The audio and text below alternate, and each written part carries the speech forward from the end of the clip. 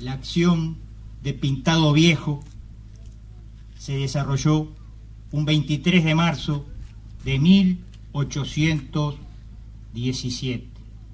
De esa acción tenemos básicamente dos documentos. Uno de ellos es el oficio que el general Artigas le remite al gobernador de Corrientes, Juan Bautista Méndez. Y el otro es el parte que el jefe portugués, brigadier general Bernardo da Silveira Pinto, le remite a su superior, Carlos Federico Lecor. Los dos partes, los dos documentos son coincidentes, no hay ninguna polémica. Se trató de una acción exitosa de las fuerzas patriotas, se trató de un triunfo de las fuerzas artiguistas. Sin embargo, inexplicablemente, ese hecho ha sido mantenido casi que en silencio, casi que ignorado por los propios vencedores en un hecho inusual. El señor Fernando Choteco, en un excelente trabajo sobre la acción de Pintado Viejo, la titula La victoria olvidada. Hoy se trata justamente de rescatar del olvido esa victoria. Hoy se trata de homenajear a quienes participaron en ese hecho de armas. Y nada mejor que hacerlo un 19 de abril, donde todo nuestro país conmemora la Cruzada Libertadora en la que participaron varios de los que habían actuado 8 años antes en la acción de Pintado Viejo. Me cabe solamente felicitar a todos los que hicieron posible que hoy estemos acá realizando este acto. A todos el reconocimiento y la felicitación, porque ello nos permite estar hoy acá cumpliendo con un deber histórico. En primer lugar, yo creo que debemos ubicar la acción de Pintado Viejo en su contexto. Y el contexto fue la invasión portuguesa que se había desatado sobre nuestro país a mediados del año 1816. Una invasión portuguesa que se debe, en primer lugar, a los ancestrales intereses portugueses de llevar sus límites hasta el Río de la Plata. Recuérdese que casi un siglo y medio antes habían fundado la colonia del Sacramento enfrente mismo de Buenos Aires, pero también acá confluyó la perfidia del gobierno de Buenos Aires, que trae a la invasión para sacarse de arriba a don José Gervasio Artigas, que trae la invasión para terminar con la Liga Federal, que trae la invasión para anular al protector de los pueblos libres y sobre todo para terminar con su proyecto. La invasión se va a preparar, se van a formar un poderosísimo ejército, unos 15.000 hombres, muchos de ellos fogueados en las luchas napoleónicas que habían terminado el año anterior en Europa. Ese ejército iba a ser pertrechado, equipado por Gran Bretaña, la potencia mundial de la época, y no es casualidad que las tropas, antes de hacerse a la mar y empezar el movimiento para la invasión, son revistadas por un general inglés, nuestro viejo conocido Guillermo Carr Beresford, que había participado en las invasiones inglesas una década antes. A ese poderoso ejército, Artigas solo le puede oponer unos 7.000 hombres mal armados, algunos de ellos con alguna experiencia de combate en las batallas que habían ocurrido en nuestro territorio desde Las Piedras, casi sin armas de fuego, peleando con lanzas, prácticamente sin artillería, con la fortaleza sí de ser eximios jinetes, de tener excelentes caballadas y de tener sobre todo un conocimiento acabado de la geografía del territorio. La invasión se va a desarrollar en dos grandes ejes, un eje recostado sobre el Océano Atlántico y otro eje en el norte de nuestro territorio. El eje del Océano Atlántico a su vez se va a dividir en dos direcciones. Una dirección sería lo que hoy es la Ruta 9 y la otra dirección era el lomo de la Cuchilla Grande, más o menos la Ruta 7, Ruta 8. Esas dos direcciones confluyen en Pan de Azúcar y en enero del año 17 ingresan en Montevideo, recibidos bajo palio por una sociedad montevideana de muy débil fidelidad artiguista. antes de entrar en Montevideo habían tenido una serie de victorias, de combates, de triunfos, en el cual debemos destacar la batalla de India Muerta en noviembre del año 16 en los territorios del actual Rocha.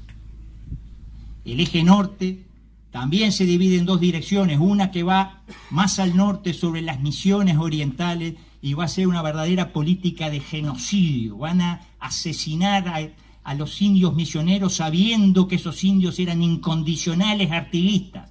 Esos misioneros liderados por Andrés Guacurarí nunca iban a renunciar al artiguismo, los portugueses lo sabían, y van a hacer una política de tierra arrasada, incendiando pueblos y matando a todos los indios que pudieran. A su vez también van a tener otras victorias en el norte de nuestro territorio, en la otra dirección, y van a continuar inexorablemente el avance, destacándose los combates de Carumbé en octubre del 16 y de Catalán en enero del 17. Es así que la invasión va viento en popa aparentemente, y Carlos Federico Lecor, el jefe de las tropas invasoras, un ex ayudante del duque de Wellington que había vencido a Napoleón en Europa, decide hacer una salida de Montevideo para consolidar el poder portugués al sur del Río Negro. Y es así que en marzo del año 17 sale con sus tropas y se dirige a Nuestra Señora de Guadalupe, la actual Canelones, y va a ingresar en Guadalupe, y todo el pueblo va a abandonar la localidad y se va a dirigir hacia el río Santa Lucía. Y es ahí que se produce el 19 de marzo el combate de Paso de Cuello, que es un retardo que hacen las fuerzas artiguistas para permitirle al pueblo de Guadalupe y a las demás fuerzas cruzar el río Santa Lucía hacia el norte, y se dirigen hacia esta zona, principalmente a San Fernando de la Florida, que había sido fundada en 1809. Las fuerzas artiguistas mantienen el contacto, mantienen la vigilancia sobre esas tropas portuguesas que se dirigían hacia el norte tras los orientales. El día 22 de marzo, dice una crónica que la hemos recibido fragmentada de Fray Benito Lamas, dice que hay un consejo de guerra, se reúnen los jefes artiguistas y deciden que hay que dar una batalla para mantener la moral de las tropas, que no se puede seguir evitando el contacto. No se podía enfrentar a todo el dispositivo portugués, entonces deciden atacar a una fracción aislada, a la retaguardia portuguesa. Y esa acción se va a desarrollar el día 23 de marzo. La zona es esta zona en la que hoy estamos, que fue perfectamente delimitada por el Grupo Campos de Honor.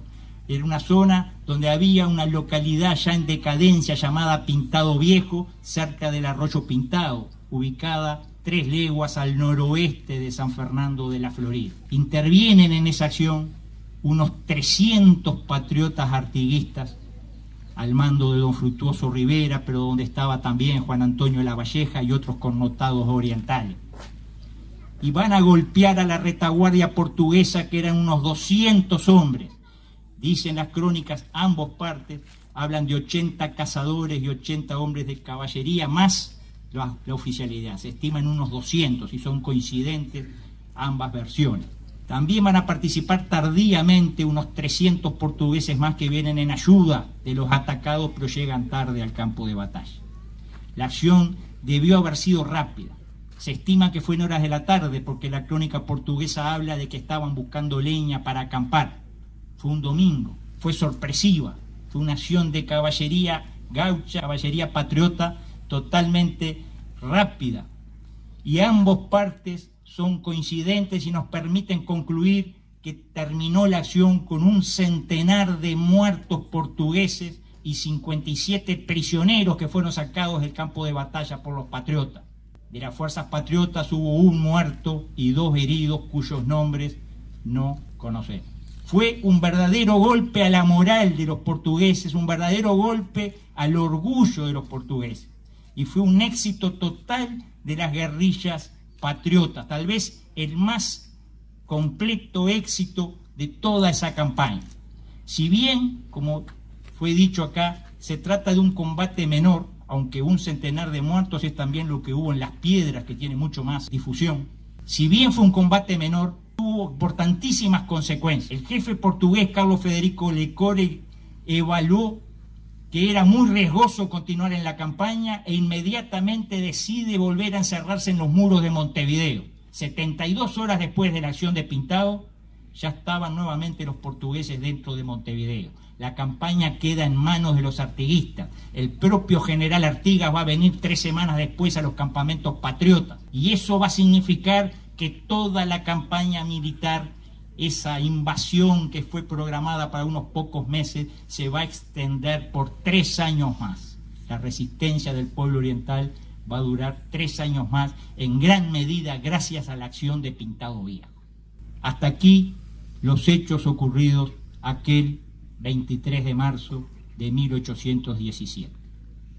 Hoy el Ejército Nacional está aquí presente para homenajear a aquellos que participaron en ese hecho de armas, pero también junto con ellos para homenajear a todos los que por aquellos años fueron capaces de darlo todo peleando por un proyecto, el proyecto artiguista, un proyecto que habla de la defensa de la soberanía particular de los pueblos, un proyecto que habla de opción preferencial por los pobres, un proyecto que habla de inclusión social, un proyecto revolucionario, el único proyecto revolucionario de esa época, un proyecto que desde el principio proclamó la independencia, la república y el federalismo.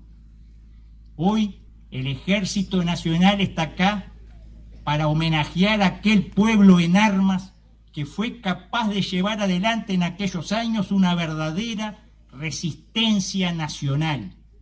Una resistencia nacional que nos marca hoy, en el siglo XXI, cuál es el camino a seguir si algún día tuviéramos, como lo ordenan la Constitución y las leyes, que defender nuestra soberanía nacional, nuestra integridad territorial, nuestros recursos naturales. Hoy el Ejército Nacional está aquí para homenajear a los héroes que fueron capaces de dar todo lo que tenían, de ofrecer todo lo que tenían, que era su vida, por una idea, por una patria libre, y que aquí, en Pintado Viejo, escribieron una de las páginas más gloriosas de nuestra historia militar. Muchas gracias.